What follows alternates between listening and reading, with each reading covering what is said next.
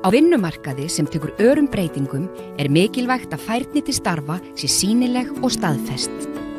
Í því felst ávinningur fyrir fyrirtæki og starfsfólk. Fagbréf atvinnulífsins eru leið til þess. Með fagbréfi atvinnulífsins fær starfsmaður staðfestingu á sinni færni og fyrirtæki yfirsýn yfir færni starfsfólks. Í framhaldinu verður uppbygging á færni markvissari, starfsþróunarmöguleikar sýnilegri og starfsmannasamtöl árangusríkari.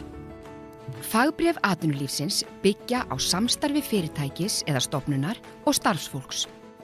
Forsenda að til staðar sé starfsreynsla hjá þáttakendum og starfsþjálfun í boði ef þörf á. Ferlið í 4 þrepum: undirbúningur, raunfærnimat, starfsþjálfun og staðfesting á færni með fagbréfi. Færniviðmið fyrir störf eru unnin þvert á fyrirtæki. Til grundvallar liggja hæfnigreiningar starfa sem fela í sér lýsingu á starfi og verkefnum. Þannig verða til matslistar fyrir starfið.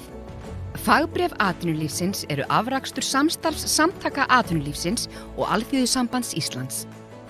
Fræðslumiðstöð atvinnulífsins, sem í eigu aðila vinnumarkaðarins, hefur það hlutverk að tryggja gæði, viðurkenna ábyrgðaraðila fyrir framkvæmd, þjálfa fagaðila og gefa út fagbréf. Ábyrgð framkvæmdar í einstökum fyrirtækjum eða stofnunum getur verið hjá símenntunarmiðstöðum, fræðslumiðstöðum iðngreina, öðrum fræðsluaðilum, ráðgjöfum eða hjá því fyrirtæki eða stofnun þar sem verkefnið fer fram. Ábyrgðaraðili tryggir að gæðakröfum sé fylgt. Fyrirtæki geta verið í samstarfi framkvæmd fyrir sambærileg störf. Fyrirtæki geta nýtt rétt sinn úr starfsmenntasjóðum, samkvæmt reglum einstakra sjóða, til að kosta ferlið. Á móti þurfa þau að leggja fram tíma starfsfólks, matsaðila og starfsþjálfa.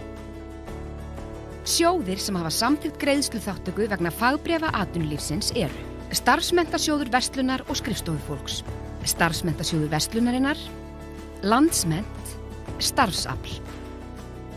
Frekari upplýsingar hægt að nálgast á heimasíðu fræðslumiðstöðvar atvinnulífsins og á vefgátt starfsmenntasjóða 8. Öflugt atvinnulíf byggir á öflugu starfsfólki.